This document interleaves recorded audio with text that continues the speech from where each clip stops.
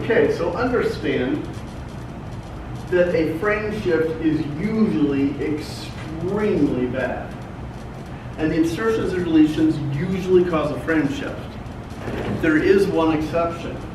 If you insert a 3 or a multiple of 3, say right here, so if you insert a 3 or if you insert 3 nucleotides or a multiple of 3 nucleotides, that's an insertion that won't cause a frame shift. If you remove just 3 or a multiple of 3, that won't cause a frame shift.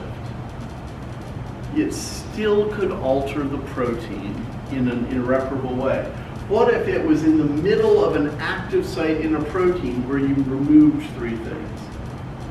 Maybe you didn't cause a frame shift, but now the active site is narrower. It's the wrong shape.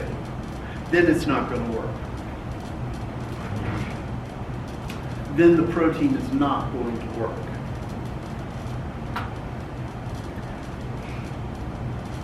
So mutations that cause a frame shift usually change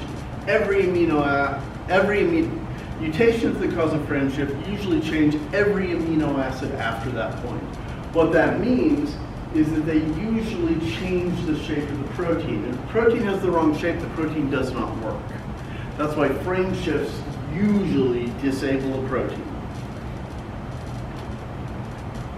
Substitutions, they still change the protein, but they make smaller changes, just substituting X for Y.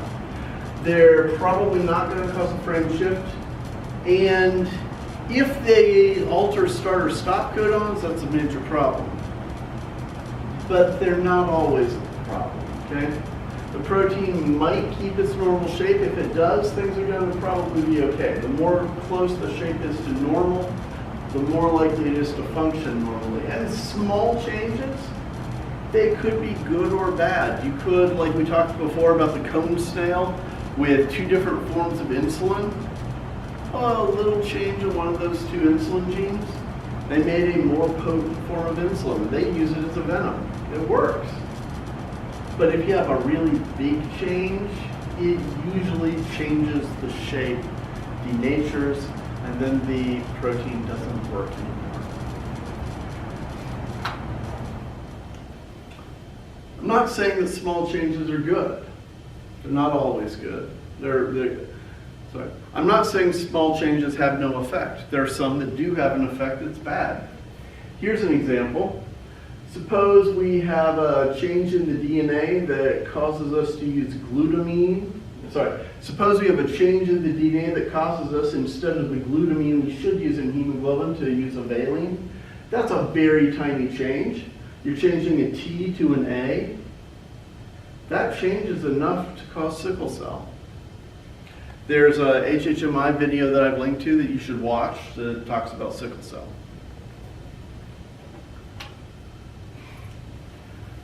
So if a mutation doesn't change the protein, often that's a 3rd base pair, a 3rd nucleotide in a codon type change.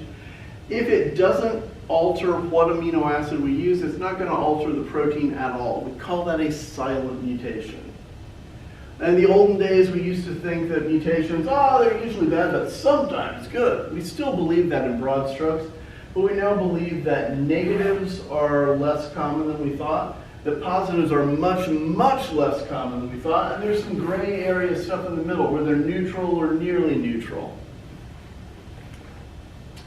So I want you to know that beneficial mutations do exist, but they're rare. They're usually from tiny changes in the protein, and they're things that improve the protein function. Now, what cause mutations? You can make a mistake copying them. That video on sickle cell has Sean Carroll saying that in your body, every person has 40 or 50 mutations that their parents didn't have. Just changes in the DNA that happen when we're trying to copy the DNA.